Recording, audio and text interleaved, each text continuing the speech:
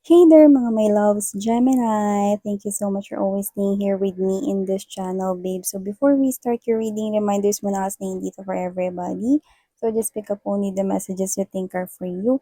At kung feel mo na ang reading na to for you, then this reading might be really for you. And of course, wala rin po tayo ditong gender, babae, lalaki, LGBT, cross-watchers. You can click girls if you want. And at the end of the day, you always have your free. Well, so we're gonna take a look at your July 2024 reading. So we're gonna have to look at these two decks, no? So yun ang gagamitin natin. And by the way, hi pala sa mga new subscribers. Welcome, ako po si Yan. At sa mga returning viewers, thank you po sa inyong walang sawang support. At kung hindi niyo pa na-subscribe po tayong other channel, the link is down sa ating description box. So let's go ahead and check these messages here for you guys. I-shuffle na muna natin both of decks right here before we start reading. So let's see. Spirits and Angel guys, Archangel Michael, thank you so much for being present here in this reading. This is for Gemini. Can you please show me messages for Gemini, please? Gemini.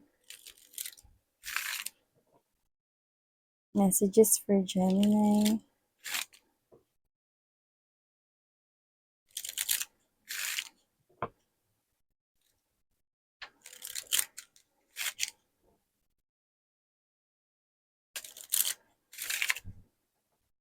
Okay, so let's shuffle na rin itong isa pang deck dito para tuloy-tuloy ang ating chikahan. Dito sa inyong July 2024 reading. Just take how this resonates, Gemini. Tell me more about Gemini. Mensahe para kay Gemini para sa buwan ng Hulyo 2024. July 2024 for Gemini, please. Gemini.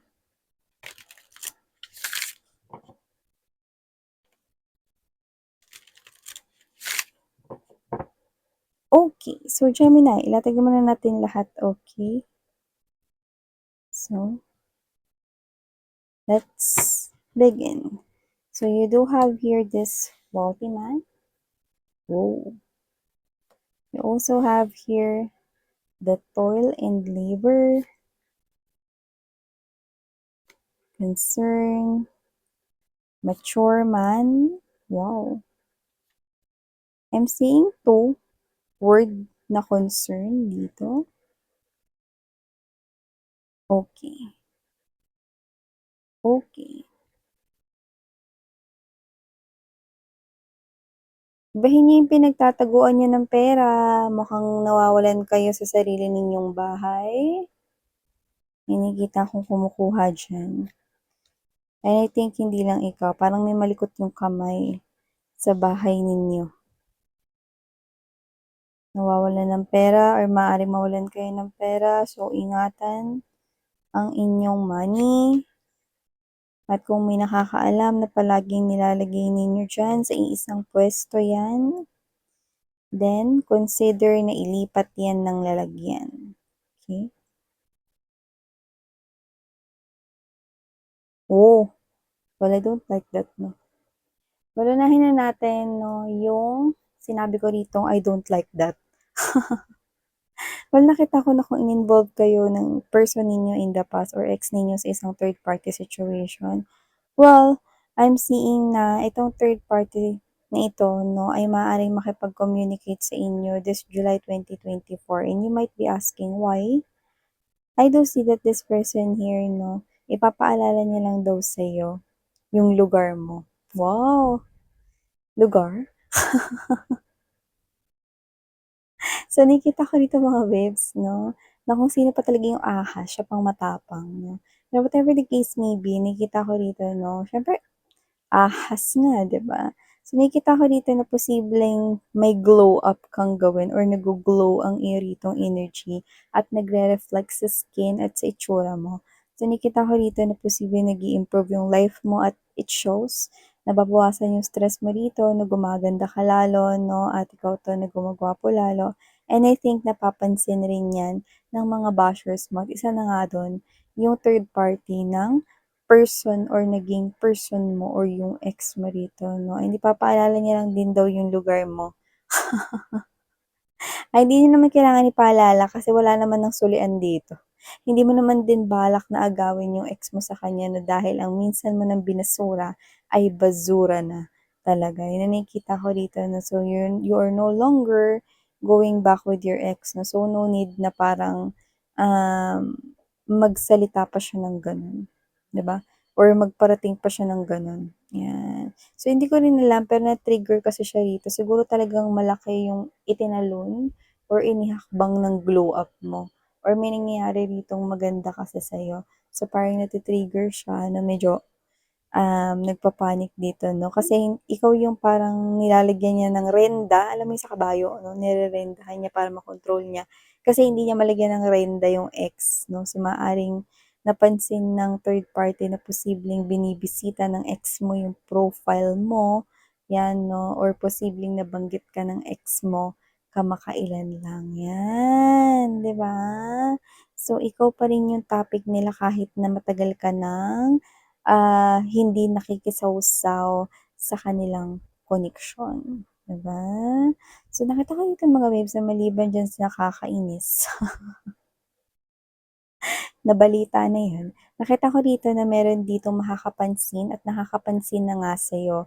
Puwedeng boss mo ito 'no or mataas yung posisyon niyan sa pinagtatrabahuhan mo 'no, pero kung sino siya, sa tingin ko wala kang kamalay-malay na gusto ka niya.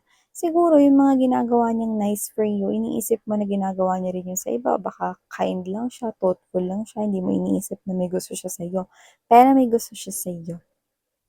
'Yan, yun yung nakikita ko rito 'no. So, maganda yung nakikita ko sa energy niya kasi medyo mature siya sa pag-handle ng kahit na anong bagay sa life 'no. At kaya niya rin ditong i-handle with care ang iyong heart if pauunlakan mo ang kanya ritong paanyaya na mag-date kayo or lumabas. So, nakikita ko rito na itong person na 'to posibleng matagal-tagal ka na rin niya ritong hindi minamanmanan. Minamanmanan. Matagal-tagal ka na rin niyang tinitingnan 'no at inoobserbahan 'no at talagang nahulog na ang kanyang loob sa'yo. So nakikita ko that this July iimbitahan ka nitong person na 'to 'no to date. Yan. So, I'm seeing you going out on a date, no, with this person at ilang mga dates lang ay nakikita ko dito na mapi-pick niya ang iyong interest. So, nakikita ko dito na mag-e-expect ka pa ng more gala moments with this person right here. Pero kung katrabaho mo siya, medyo ayaw at umiiwas mo sa tsismis ikaw. So, do? Hindi ko naintindihan yung sarili ko nung sinabi, no? Pero sa isip ko, tama yung pagkakasabi ko. So nakita ko rito 'no, na ayaw mong umiwas sa ay gusto mong umiwas sa mga tsismis 'no, kaya parang ang concern mo dito kaya kung katrabaho mo siya, ang tanging concern mo 'no, is papaano magkakaroon ng relationship 'no, sa pagitan ng magkatrabaho lalo na kung mataas ang posisyon ng isa sa inyo, 'yan.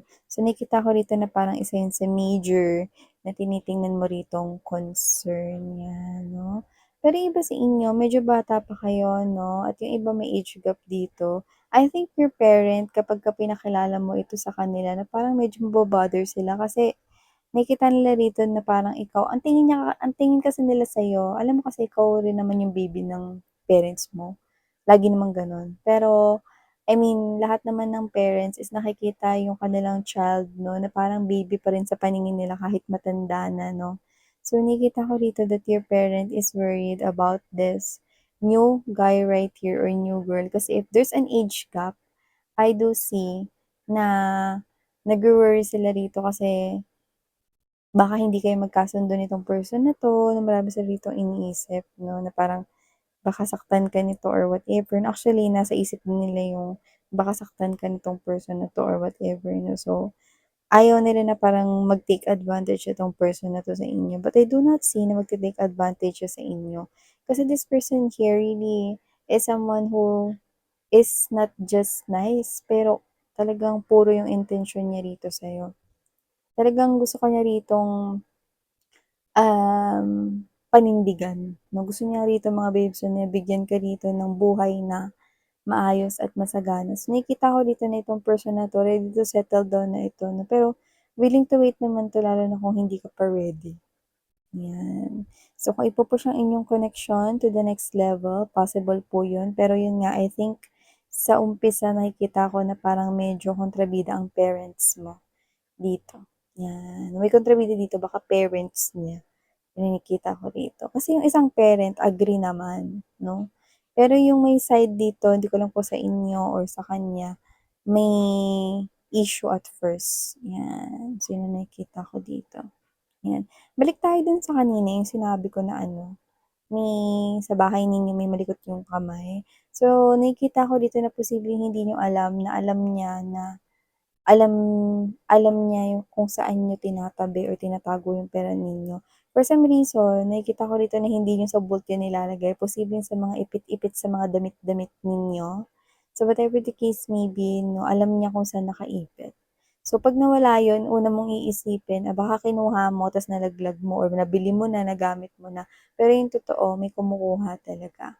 So, okey, kung ikaw ito na madalas mo na yung mapapansin, then pay attention to that 'no, kasi hindi mo nawawalat yung pera 'no, kundi talagang may kumukuha, 'yan. And for some reason nakita ko rito na either kaedad mo 'yan or hindi nalalayo yung edad sa'yo. So, ibig sabihin, 'di ba, ano 'to, wala ba siyang sariling pera, 'di ba?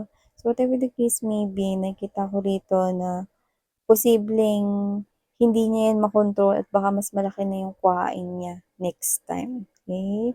So, be mindful at kung masisita niyo siya mas maganda, 'di ba? So, nakikita ko dito.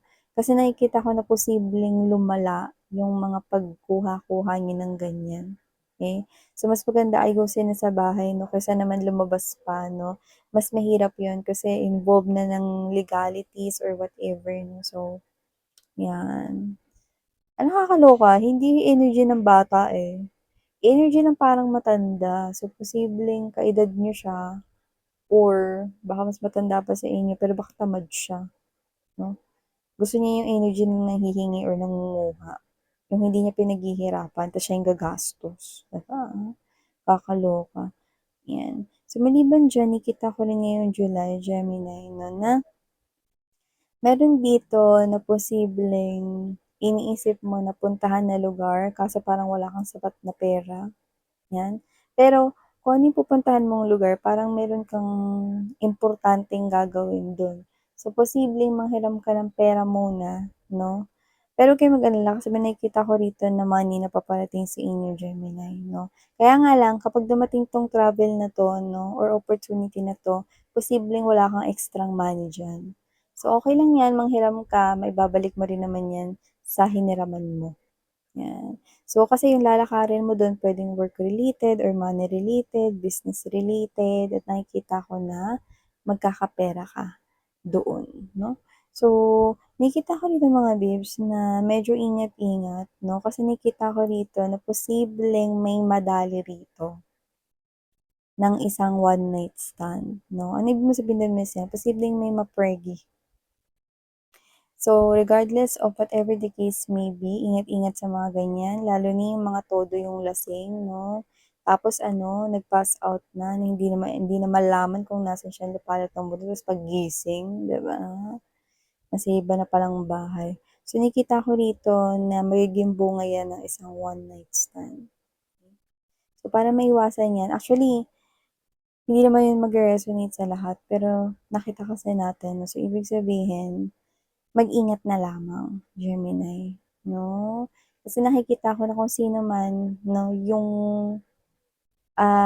tao na 'yan 'no, na kasama ninyong gumawa ng ganyan, nakita ko rito na immature siya at takot sa responsibilidad, 'di ba? So, maliban diyan nakikita ko rin dito mga babes 'no, na parang meron ditong pressure na maaaring may habulin kayo sa work na deadline or meron kayo ritong dapat na ipasa on time, pero posibleng kulangin yang oras ninyo. Bakit? Kasi mag-e-enjoy kayo rito kakausap at kakakuwentuhan with someone na may kilig-kilig ka pa. So, posibleng meron ditong nagpapa-inlove sa'yo or meron ka ng kausap dito or baka kausap niyo na yung person na tinutukoy ko dito 'no. Kaya abutin kayo rito ng madaling araw na to the point na puyat kayo at hindi niyo magagawa ng maayos yung trabaho ninyo 'no. ay na nakikita ko dito. So, whatever the case may be, okay, make sure na hindi ninyo nane-neglect yung ibang bagay para hindi kayo pagalitan ng inyong boss, 'no? Eh, minsan paano kung yung boss ko na naman yung nanliligaw sa'kin, eh, di pag-usapan niyo. Kasi 'di ba yung iba sa inyo boss yung kausap ninyo, 'no? Pero siyempre alam niyo naman, you're still working, so be professional pa rin kahit na boss pa ninyo yung maging jowa niyo dito 'no, or maging boyfriend, girlfriend niyo diyan, 'yan.